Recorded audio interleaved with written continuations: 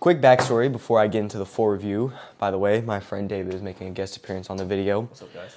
But this was technically a blind buy because I got it for Christmas. Yes, I'm very grateful. I understand it's an expensive gift. But if you don't know what this is Ombré Nomade, which is the biggest and arguably the most controversial fragrance Louis Vuitton has to offer, and maybe just the most controversial fragrance in the community. Now, I apologize to all the people who love my atomizer tests, but I will not be spraying it today. If you know, you know, which I will obviously get to in a few seconds. But this is rose, wood, and incense smell, but the biggest note of all is oud.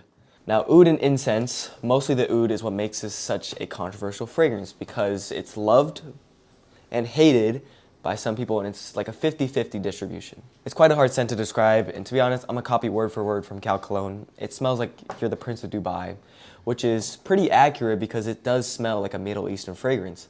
But for some people, I've heard it just smells like piss. I have nothing bad to say about performance. This thing lasts for days, it survives laundry cycles, and the projection is huge. Even though I rant about how much I like this fragrance, I'm never gonna recommend you to buy this. First of all, because of the price, and second of all, because this doesn't work in pretty much any situation. As you can see, I don't use this fragrance a lot, but when I do use it, it makes it special. It's very bold, it's very elegant, it makes you stand out. And for those business events where you need to be unique, this is perfect for it. Now I'm gonna pass the mic to David because he has some words to say about this fragrance. Don't get me wrong, Ombré Nomade's a very captivating fragrance, but my preference and everything about fragrance is preference. And going in and buying Louis Vuitton, every cologne bottle and perfume bottle has a very unique scent profile, and I base it off of preference, and I usually lean towards the freshies. I own a bottle of Afternoon Swim myself.